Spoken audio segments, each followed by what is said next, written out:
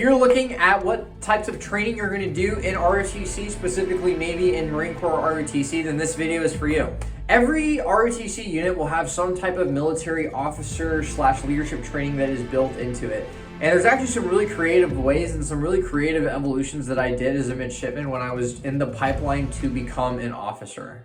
These leadership and training events are built into what's called your lab days in college. So usually for my unit, I was in the University of Utah NROTC program. Our lab days, i.e. our leadership officer development days, was 3 to 5 p.m. every Thursday. So that's when we would do these events. All right, the first one I did is called the Leadership Reaction Course. This is an absolute classic if you are going to OCS.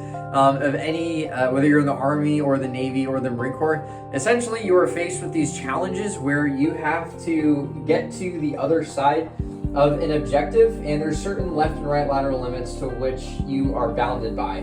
Some of it includes like building hasty ladders, tying ropes together using a series of knots to get an ammo can across to notionally resupply your friendly allies.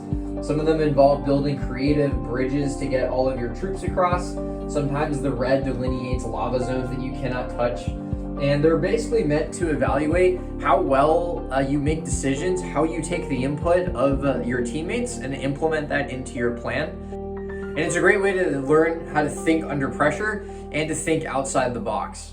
So this is actually a picture of me lifting one of my teammates over a wall where she was trying to do like a leader's recon of the situation and then tell us how we needed to create hoists to get our rifles and ourselves over the next series of obstacles. All right, the next one we did was fire emergency training. So we had a really good relationship with the Salt Lake City Fire Department, and they let us come to some of their burn house facilities where they teach us about like tactical maneuvering in a situation where you're blacked out and you can't see.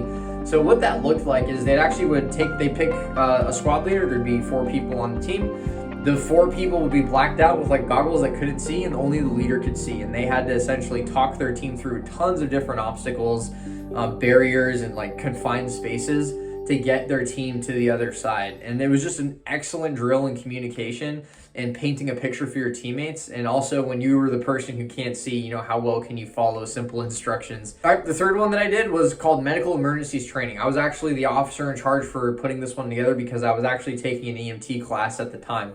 So my job was to coordinate between professional EMT instructors, fire department instructors, and tactical casualty care instructors that were organic to our unit, and pretty much put together a bunch of stations with each person run through a station.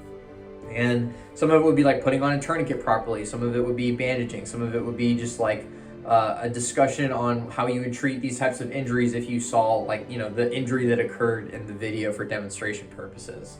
It was actually really cool because I did several iterations of these exercises in these labs. So like starting from freshman year to senior year, I had gotten like 4 really good reps of like really in-depth hands-on medical training that I otherwise wouldn't have gotten. So I think it was very valuable in the end. The fourth one, this was another one I absolutely love, and it got me into the sport, was we would do a 2-hour introduction to Brazilian Jiu-Jitsu with some local instructors in Salt Lake City. All right, so my midshipman class actually knew one of the instructors from the place he trained at, and basically this dude came out and he trained us up on some free rolling sessions and some basic jiu-jitsu fundamentals and just absolute respect for the sport, right? Like we got some martial arts training. The Marine Corps has a program called the Marine Corps Martial Arts Program. It's awesome and it has value in its own way. Fifth one I did, we had a nutritional speaker come and talk to us every single year, or it was about once or twice a year. And really cool because, like, you know, as a college, you know, midshipman, as a college freshman, you don't really learn a whole lot about nutrition. Like growing up with my parents in high school and doing cross country and track, I knew that I just needed to eat a lot of calories, but now strength training was more of a priority, as well as, you know, I'm not running, you know, 10 miles, 8 miles every day. So changing that also is a little bit challenging, right? The next one we did was the cadence runs that we did. So we would have everybody in formation. We'd have a dude holding the guidon flag that had like a little like spear tip, the spade at the end of it. I was actually that person sometimes when we would go on the run. And then we would essentially, like, you'd have somebody on the right who was like pretty good at singing or not good at singing, and they would call cadence. Be sure to check out my website, rotcgrad.com. We talk about a lot of these things more in depth, and I'll try to answer all of your questions in the comments below. Thank you for watching. Stay tuned for the next video.